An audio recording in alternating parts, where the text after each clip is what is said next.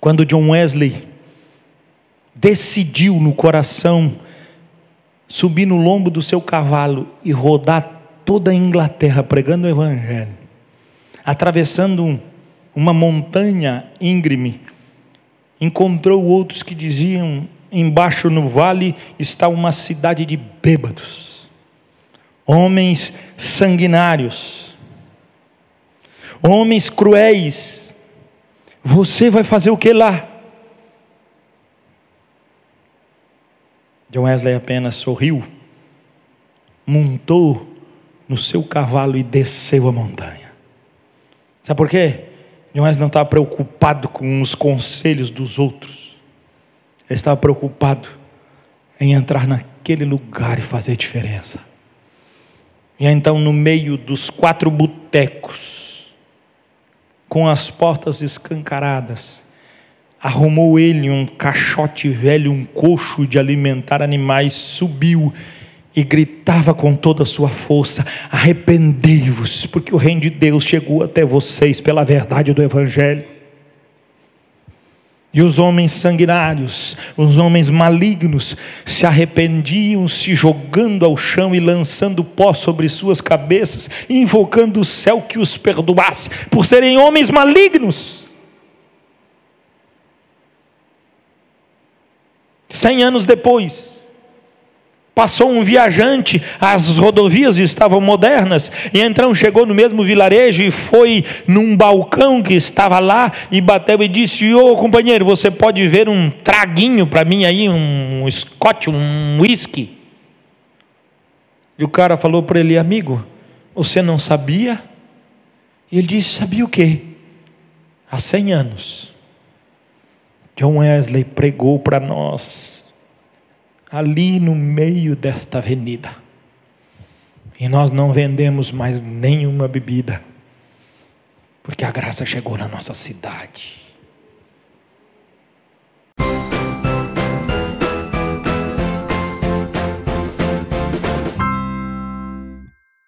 Provérbios capítulo 12, versículo 1.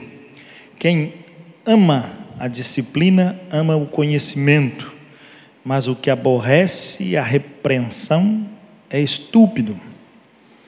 Esse contexto do rei Salomão, quando ele coloca aqui, esse ama a disciplina e o conhecimento, não é um conhecimento fruto de uma escola, fruto de um galgar, fruto de uma resposta a testes que a vida proporciona.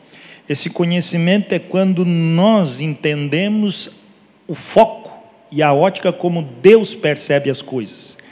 É o jeito como Deus revela através de nós com clareza aquilo que nós, a partir daquele momento, começamos a perceber nos outros. Não é um foco nosso, não é um objetivo nosso, mas é um foco de Deus manifestando um objetivo divino. Então, dentro desse contexto, ele diz que a disciplina, ela é fruto de intenso amor.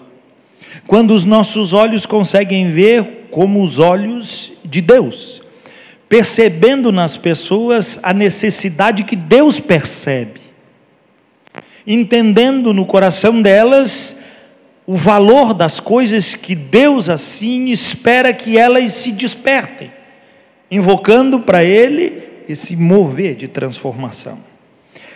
O versículo 15 do mesmo capítulo, ele vai fazer o comparativo dos dois, quando ele diz que aquele que enxerga a sua caminhada, ele tem prazer em ser disciplinado, e então ele enxerga conforme os olhos de Deus. Mas o estúpido, diz a Bíblia, ele aborrece. O versículo 15, ele vai apenas, como nós falamos, separar os dois pontos. O caminho do insensato aos seus próprios olhos, como eu falei lá, a forma como ele enxerga. O versículo 5 está explicando absolutamente claro. Ele vê também, mas ele vê conforme o seu padrão. E a Bíblia chama ele de insensato, tolo, estúpido.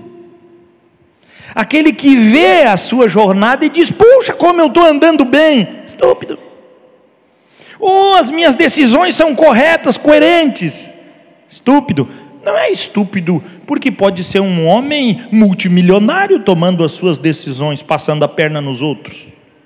Pode ser uma pessoa extremamente instruída, conhecedora e zelosa pelo ensino que recebeu, por conseguir passar pelas provas das faculdades da vida, e ele chegou num patamar, e ele então se constitui aos próprios olhos. É isso que Deus está dizendo. Não quer dizer que ele não seja uma pessoa boa, não quer dizer que não seja uma pessoa viçosa, cheia de saúde, cheia de instrução, mas a Bíblia diz que quando ele não consegue olhar para as pessoas com os olhos de Deus, ele é um estúpido.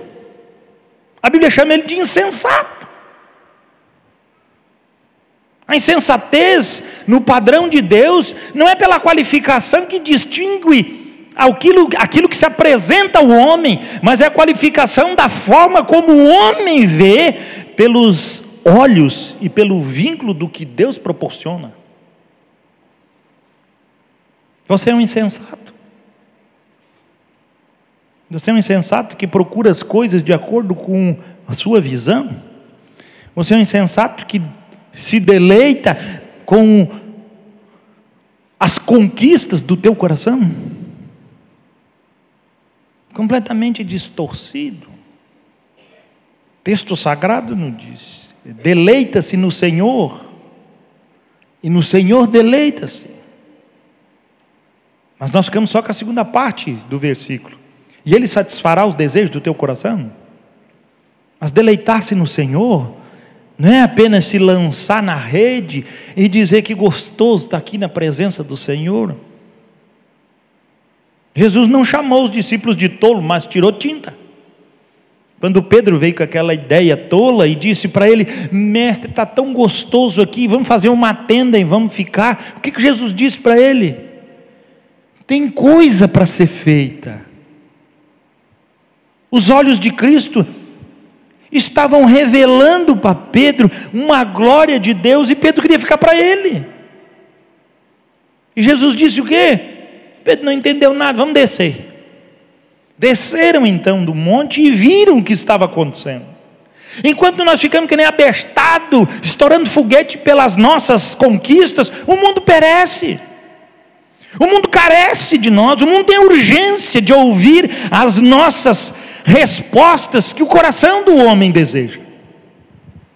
Mas nós muitas vezes ficamos preocupados com o nosso glamour, com as nossas conquistas, com as referências que podemos chancelar diante de qualquer um pelo que conseguimos galgar na vida. E isso para Deus serve para quê? Bem-aventurada a palavra que foi revelada no coração do apóstolo Paulo, quando ele disse: eu recebi todas as chancelas de poder, tanto judaicas quanto romanas, e para mim isso não serviu para nada, muito pelo contrário, não tinha valor algum, pois eu no meu coração as destruí completamente, porque para mim eram referências como se um quintal cheio de estercos para adubar o terreno é externo, não tem valor nenhum para mim. Quando o texto sai e saca essa responsabilidade, nós caímos de paraquedas dentro daquilo que Deus estabeleceu nos últimos dias, quando o povo não teria mais, e a palavra do Senhor assim diz, amor uns pelos outros. Quando também na palavra do Senhor diz que a fé de muitos, ela acabaria. A Bíblia diz que muitos daqueles que andavam nesta a severidade de estar no monte diante de Deus, eles apostatariam da fé.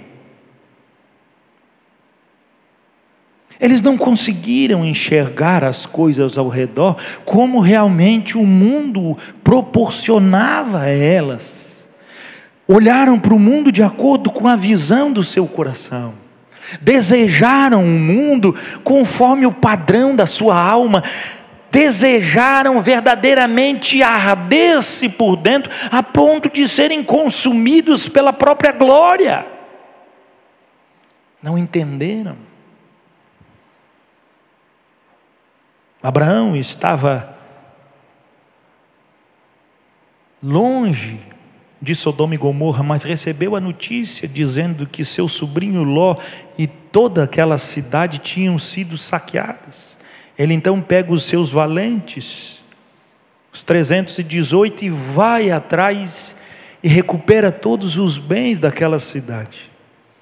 E aquela cidade era perfeita em negócios, abundava plenamente todo o conceito de liberdade que se apregoa no mundo de hoje.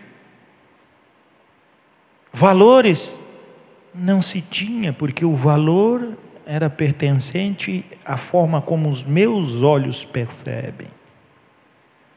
Mas o Deus lá do céu não mandou fogo sem nenhuma causa. Antes apareceu para Abraão, antes de destruir aquela cidade, e o que o texto sagrado diz? Como vou ocultar de Abraão, o meu amigo, posto que será ele e terá sim uma grande nação? E então falou com Abraão, e ele disse: olha, chegou até mim nos céus um grande relato. Obviamente que Deus estava manifestando dentro daquela estrutura de conhecimento do sedento Abraão, de entender muito mais o que Deus estava se colocando para definir o futuro daquela cidade, ou melhor, daquelas cidades. Não era só Sodoma e Gomorra, como a Bíblia diz, tinham cidades circunvizinhas, eram várias. Então o texto sagrado fala que Deus ouviu e ele veio até aquele lugar para comparar as coisas. Conforme o quê? Conforme o seu padrão. Não conforme o padrão de Sodoma e Gomorra, que era um padrão excelente.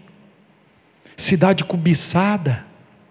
Porque essa cidade queria ver o quê? Muito dinheiro. Nesta cidade queria ver o quê? Muita condição. E o que ela conseguia enxergar e ver? O seu próprio trajeto, o seu próprio desejo, a sua própria vontade.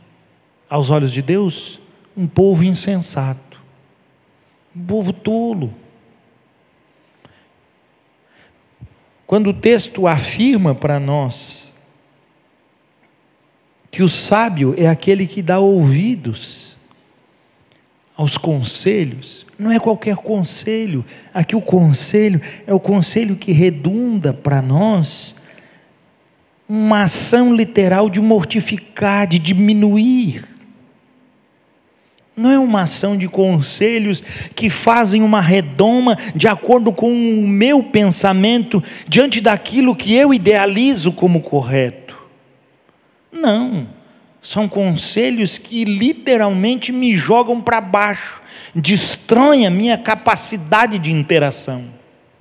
Esses são os conselhos que mudam e tornam a fragilidade do nosso coração em um depósito seguro.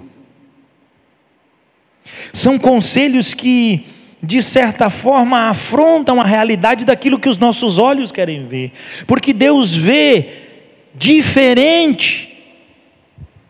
E o caminho do insensato, a Bíblia diz, aos seus próprios olhos parece reto, bom, digno, honrado, certo. Mas esse não é o caminho que Deus traz como uma trajetória para a nossa vida. Mas aos olhos do insensato, não está correto. Aos olhos do insensato, é assim que tem que ser. O procedimento é algo que tem que ter uma noção. Mas esse procedimento pode ser a ruína, pode ser realmente a condição que tire os nossos olhos do foco. Hebreus 12, 11. Toda disciplina com efeito, no momento, não parece ser motivo de alegria. Nós conhecemos bem esse texto. Quem é que gosta de ser disciplinado? Que engraçado, a gente diz: eu não gosto. Pois é, mas Provérbios 12:1 diz que quem ama o conhecimento ama a disciplina. Ali nós já estamos vendo o quão insensatos somos. Mas chega para um filho e diz para ele: filho, vou te corrigir, sentar uma cinta nas tuas costas. Ele vai dizer: ai papai, que bom. A disciplina causa estranheza. E se ele tiver perna e espaço, ele vai correr mais que você. Porque ele não quer ser disciplinado. Mas a Bíblia diz que aquele que está perante Deus ama a disciplina. Ele consegue entender que o seu coração não lhe pertence mais, é do seu Senhor, e que a disciplina produz nele a prudência, o conhecimento e o revelar da sabedoria, não para si, mas para que ele possa olhar os outros. Engraçado, quando nós olhamos as bases da psicologia moderna, ela diz que nós precisamos ter uma empatia um para com o outro. Se alguém vai na faculdade, vai passar por essas matérias. Nós temos que nos colocar no lugar das outras pessoas. Mas olha como é simples. Não se passa por disciplina. Muito pelo contrário, se aboliu toda e qualquer forma de disciplina. Então está completamente contrário. Eu não posso me colocar na posição de outra pessoa se não for para andar verdadeiramente em ação de disciplina. Eu não posso me aproximar de Deus e entregar para Ele meu coração se eu não estiver disposto a que Ele me discipline, porque senão eu serei um insensato. Eu buscarei aquilo que é reto perante os meus olhos. E a palavra já diz que isso é coisa de tolo, estúpido, não ajuda em nada na minha caminhada de vida, e não prepara nada na minha vida para a eternidade. Esse é o foco da verdade. Mas quando o meu coração, que eu entrego ao Senhor, eu então sou lapidado por Ele, para que Ele mova o meu coração num ato profundo de transformação, conforme o que Ele quer. Não é uma empatia que aceita o pecado como algo que não causa nenhum problema para mim. Porque se fosse essa empatia, Deus aceitaria nós do jeito que nós somos. Como muito crente diz, Deus aceita você do jeito que você é. Mentira. Deus recebe você como você é, mas a hora que você está na mão dele, Ele te arrebenta no meio, porque Ele quer fazer de você uma nova criatura. Ele não vai andar com você amarrado no pecado. Não o Deus da Bíblia, não o Deus que se é pregado neste lugar, não o Deus do Evangelho, não o Cordeiro que pagou o preço, não o Jesus que virá em glória, rompendo as nuvens do céu. Não vai fazer acordo empático por graça e por beleza, para que tenha o consenso da maioria. Ele não está nem aí com a maioria. Deus não tem empatia nenhuma com o ser humano. Ele odeia o pecado e abomina o pecador. E sabe que esse mundo está entesourado para a destruição. E sabe quem está nele? Nós. Ou seja, todos estão debaixo de pecado. Todos estão debaixo de condenação. Não há um que escape dessa realidade. E essa é a empatia de Deus para nós. Nós não podemos nos colocar diante dos outros, irmão, na condição dele. Porque quando nos colocamos na condição dele, somos levados que nem o justo Ló. Não, a Bíblia fala, e é por boca do apóstolo Pedro, dizendo que Ló, todos os dias convivendo em Sodoma e Gomorra, o seu coração sofria com aqueles insubordinados, diz a palavra. Ele sofria, ele se amargurava e dizia: meu Deus, que perversão essa cidade, mas não saía do meio.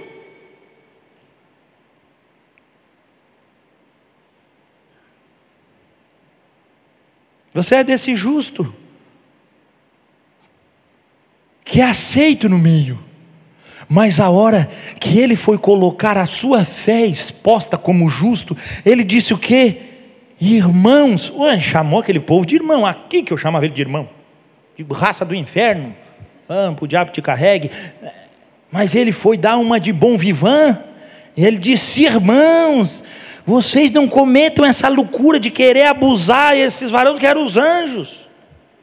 Tem 2 filhas virgens, peguem elas e façam com elas o que vocês quiserem, podem humilhá-las. E aí o que o povo disse? Quieto. Vai fazendo empatia com o mundo, vai, com o pecado. Vai fazendo empatia e se colocando no lugar do pecador. Vai, para tu ver se tu não fica igual eles. E quando tu for manifestar tua fé, ele vai dizer: sai para lá, seu retrógrado conservador, seu atolado no meio da loucura. Não cabe luz e trevas, meu filho. Não há comunhão entre luz e trevas. E ainda tem crente tolo acreditando que a eleição do dia 7 de outubro vai mudar a vida dele. Aonde, cara? Aonde que a nossa esperança pode estar depositada nos homens? Nós temos um lapso de esperança, porque de 4 em 4 anos, nós temos uma lei constitucional que rege a República Federativa do Brasil, que diz que nós temos que trocar de presidente. Mas quando Deus falou aqui, Ele estava falando dentro de um conceito de rei que era Salomão. Quando nós estamos vendo, Hebreus estava dentro de um conceito de reino que era romano, que não trocava de rei, que não tinha mudança. O cara era rei e ia ficar até morreu, até mataria ele, que era o que mais comum fazia. Não ia mudar nada, ele ficava 10, 15, 20, 30, 50 anos sendo rei sobre a terra, da qual ele conquistara. Mas a esperança em nenhum momento de ação de Deus foi colocada em homens. Me deu um versículo dizendo que é para você acreditar na lorota do que acontece ao redor de nós. Meu filho, tu não pode acreditar mais nem professor na sala de aula hoje. Nós estamos falando a realidade, mudou os tempos, meu querido. E nós continuamos querendo ter empatia, queremos pregar um evangelho empático, que as pessoas olhem e digam: que maravilha. Sabe por que em Antioquia o evangelho chegou e caiu na graça do povo? Sabe por que ele caiu em Jerusalém e o povo queria ouvir o evangelho? É porque ele entrou na cidade e mudou a cidade. Tanto mudou que os líderes, aqueles que ganhavam renda, aqueles que eram importantes, o que fizeram? Vão acabar com a gente. Quando Paulo chega com Timóteo, Silas a tiracolo, o que aconteceu? As casas de fundição não faziam mais nada, os ídolos não se faziam mais nada. Então os caras chamaram lá e disseram: vamos fazer aqui uma baderna. Convocaram quem? A pior raça que tinha, os bandidos, salteadores, homens de má índole, e fizeram uma confusão desgraçada. Por quê? Porque tinha afetado o seu sistema monetário. Porque o evangelho, ele entra e esculhamba essa condição humana de querer ajustar as coisas. Irmão, o Brasil está do jeito que está, porque ele foi preparado para nós. Não foi preparado para americanos, senão era Estados Unidos. Foi preparado para venezuelanos, senão era Venezuela. Esse país foi preparado para nós, brasileiros. E a nossa cara. Mas a Bíblia afirma que é para a gente orar para que na terra em que vivamos haja paz, porque se houver paz naquela terra, nós receberemos a graça da paz que está nela. E a gente olha para a nossa nação, uma nação dividida, uma nação que se afronta, uma nação intrigueira, uma nação que defende valores de tolo, defende pessoas, defendendo homens que não têm nenhuma forma e ação de empatia, irmãos. Você, como cidadão, deve saber em quem você vai votar e exercer o seu direito, mas não bote empatia com pecadores. Não tem como ter acesso a isso. Porque eles vão querer destruir você. Porque uma hora a fé precisa ser evidenciada, e quando ela for evidenciada, ainda que você seja amicíssimo, a hora que você mostrar e der o primeiro passo de fé verdadeiro, a primeira coisa que eles vão fazer é arrancar você do Facebook.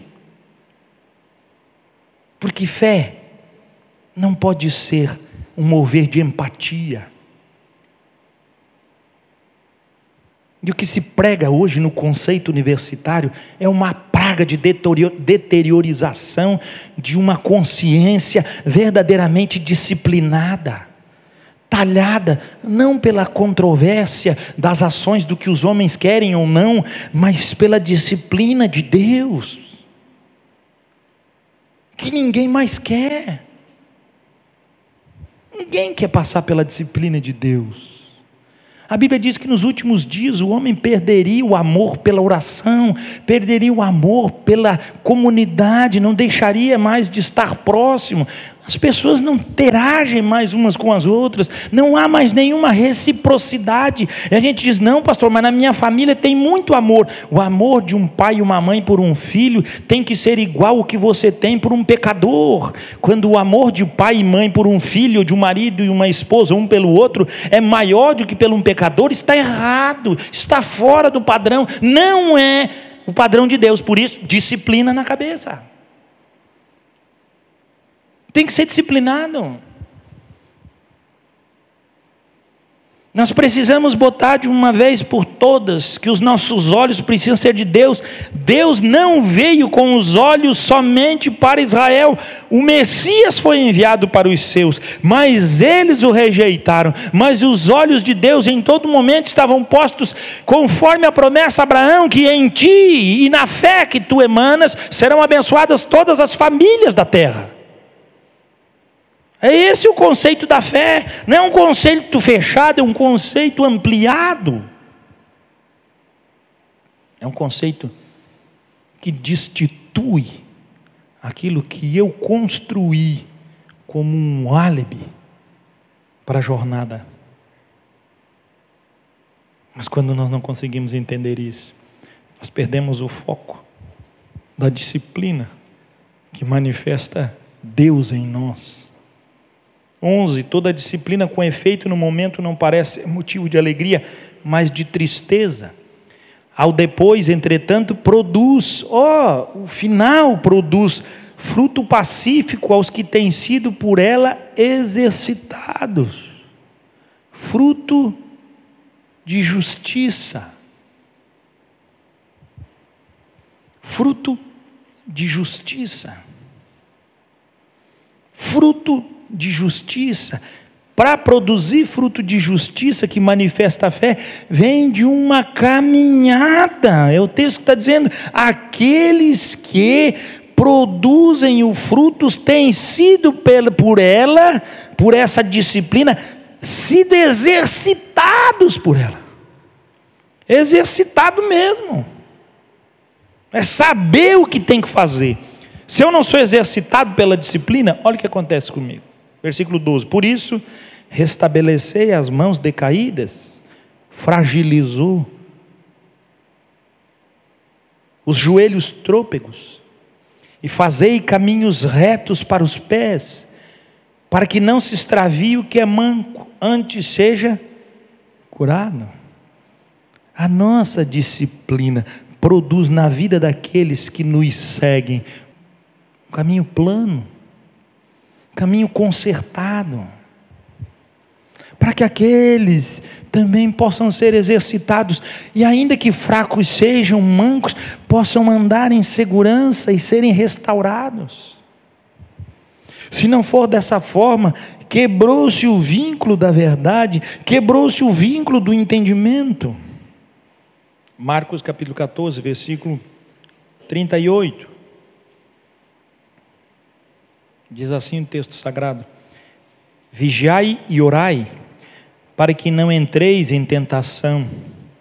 O espírito, na verdade, está pronto, mas a carne é fraca. Você sabe qual é o sentido de fraqueza desta ação do texto?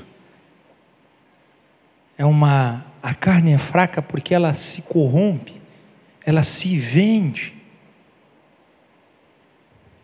ela aceita ser bajulada, ela aceita rapidamente as coisas ao seu redor, ela se amolda rapidamente ao engano, ao pecado, à morte, aos desígnios podres. Ela rapidamente toma um conceito. É essa a fraqueza da carne. A carne não subsiste, a carne nunca está pronta. O que está pronto? O Espírito. Mas se o Espírito está pronto, por que eu me moldo? Porque não vigia. Porque o próprio Jesus está dizendo para os discípulos: vigiai, pois. Vigiai, pois. Só tem um jeito de você deixar o Espírito pronto, agindo como Espírito: em oração. Senão, não tem escapatória, vai ser moldado na ação e fusão da carne, para o domínio do pecado. Não tem jeito, irmão. Não tem escapatória. Vigiai e orai, para que não entreis em tentação. O Espírito, na verdade, está pronto. O Espírito, na verdade, é forjado na convicção da fé. Mas enquanto a fé não se estabelece como justiça, e não é, como diz o texto, exercitado na minha vida, não pode aparecer. E então a carne, ela amolda-se com tudo que está ao redor, e com tudo que é apregoado ao redor, como coisa boa, mas que o final dela é fruto de injustiça, é guerra, é discordância, é morte.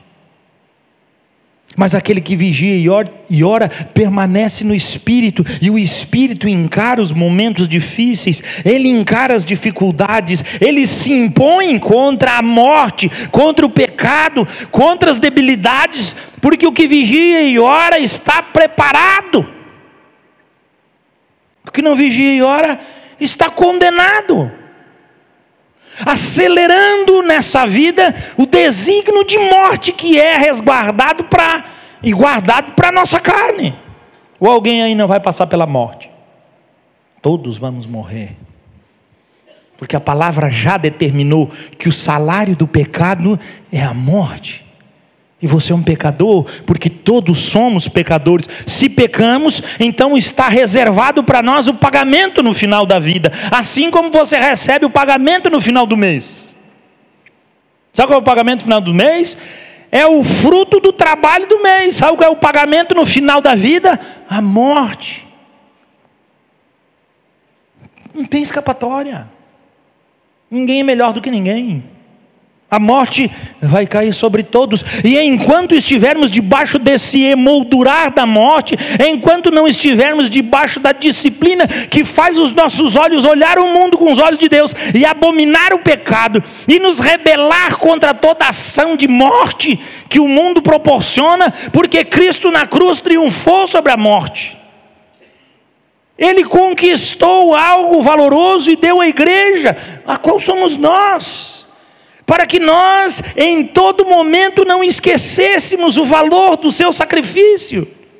Então, quando nos reuníssemos, era para juntos celebrar o pão e o vinho, o sacrifício dele, porque se nós juntos não relembrarmos isso, é óbvio que vamos esquecer dessa promessa.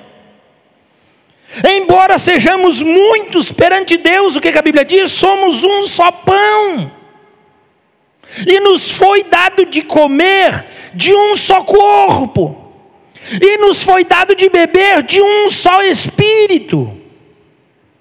Esses somos nós, os que andam não de acordo com os olhos dos outros, ou com a alegria que os outros querem ver. Eles precisam nesses dias, não de uma empatia que se coloque no lugar deles, mas de uma disciplina que os tire desse lugar e os leve a um entendimento de vida.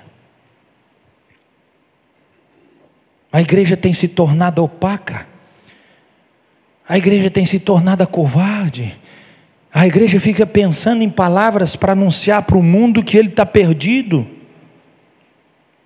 mas é essa palavra que vai mudar a história. É esta palavra que vai mudar cidades. É esta palavra que vai mudar o mundo. Quando John Wesley decidiu no coração subir no lombo do seu cavalo e rodar toda a Inglaterra pregando o Evangelho, atravessando uma montanha íngreme, encontrou outros que diziam: embaixo no vale está uma cidade de bêbados, homens sanguinários, homens cruéis. Você vai fazer o que lá? John Wesley apenas sorriu, montou no seu cavalo e desceu a montanha. Sabe por quê? John Wesley não estava preocupado com os conselhos dos outros. Ele estava preocupado em entrar naquele lugar e fazer diferença. E então, no meio dos 4 botecos, com as portas escancaradas, arrumou ele um caixote velho, um coxo de alimentar animais, subiu e gritava com toda a sua força: arrependei-vos, porque o reino de Deus chegou até vocês pela verdade do Evangelho. E os homens sanguinários, os homens malignos, se arrependiam, se jogando ao chão e lançando pó sobre suas cabeças, invocando o céu que os perdoasse, por serem homens malignos. 100 anos depois, passou um viajante, as rodovias estavam modernas, e então chegou no mesmo vilarejo e foi num balcão que estava lá, e bateu e disse: ô companheiro, você pode ver um traguinho para mim aí, um scotch, um whisky? E o cara falou para ele: amigo, você não sabia? E ele disse: sabia o quê? Há 100 anos, John Wesley pregou para nós, ali no meio desta avenida, e nós não vendemos mais nenhuma bebida, porque a graça chegou na nossa cidade. Se ele fosse empático e fosse beber um trago com os bêbados, quem sabe tinha morrido no meio deles. Mas quando chegou na ousadia do Senhor, trazendo para aqueles homens e aquela cidade perversa uma comunicação de transformação, mudou a história naquela cidade. É isso que Deus deseja de nós. Sabe por que Sodoma e Gomorra foi destruída, meus amados? Porque não tinha testemunha. Não é porque Sodoma e Gomorra era pior do que nós, não. Nós hoje vivemos muito pior que Sodoma e Gomorra, como sociedade. Alternativa de uma consciência humana. Sabe por que Sodoma e Gomorra não foi destruída? Porque faltava testemunhas. O próprio Jesus disse: ai de ti, Corazim, ai de ti, Betsaida, porque se em Sodoma e Gomorra, se em Tiro e Sidom, que eram as cidades ali, se essas cidades pútrefas que estão ao redor fossem feitos os milagres que foram realizados e o testemunho que foi dado no meio de vós, até hoje estava aí Sodoma e Gomorra. Sabe por que o mundo está assim? É porque falta testemunho. Sabe por quê? É porque nós não nos revolucionamos como verdadeiros soldados de Cristo. É porque o nosso espírito está sendo forjado pelas coisas que estão ao nosso redor, e então a carne que está sendo exaltada, e não o espírito que está pronto. Sabe por que o nosso país está se perdendo? Porque falta testemunho, porque falta pessoas de fibra, porque faltam homens e mulheres que anunciem a verdade e que façam verdadeiramente um monte de problemas no meio da nossa terra, mas que seja a malignidade do nosso povo exposto diante de Deus, porque tenho certeza que muitos reconhecerão a sua mazela e clamarão ao Senhor, e Ele vai transformar essas vidas.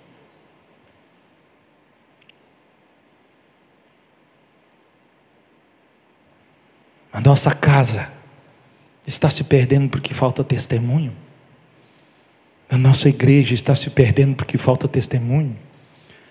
A nossa vida está se perdendo porque falta testemunho. Mas o Senhor Jesus já tinha dito nas Escrituras: ide por todo o mundo, fazei discípulos, pregai o Evangelho, ensine-os a guardar tudo aquilo que eu vos tenho dito. Façam isso, sejam minhas testemunhas.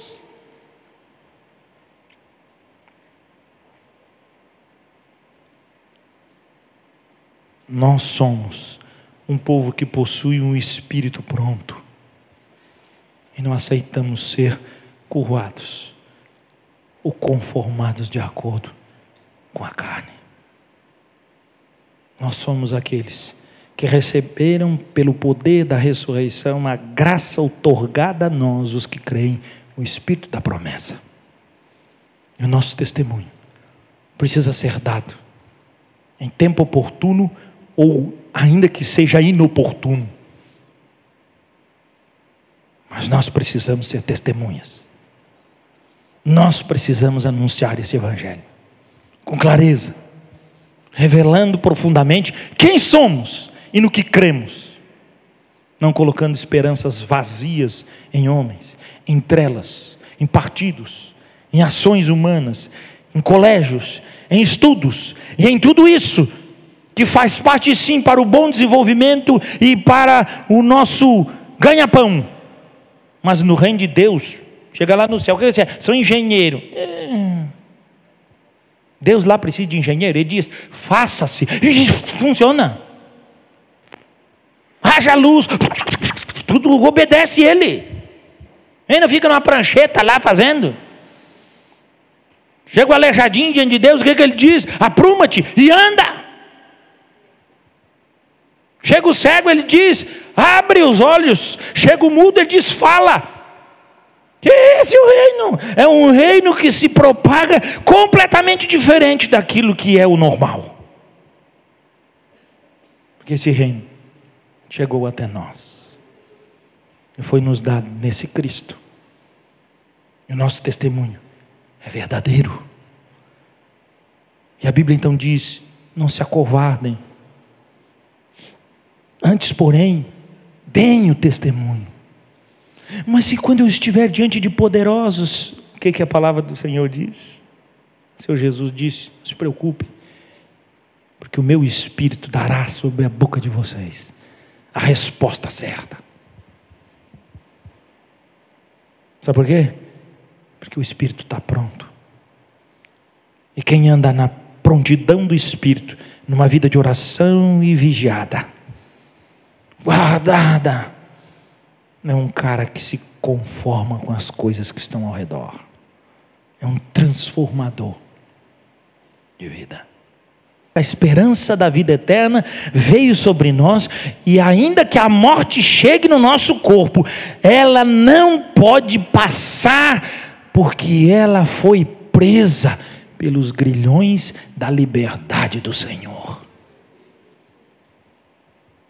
Ela está moldada em Cristo. Ela agora está debaixo do domínio dele. Céu, inferno, tudo, diz a palavra, lhe está sujeito. Nada foge do seu controle. Nada foge do seu controle. Esse testemunho é oportuno, é verdadeiro e tem que ser dado em todos os dias. Se não for para te servir, quem sou eu?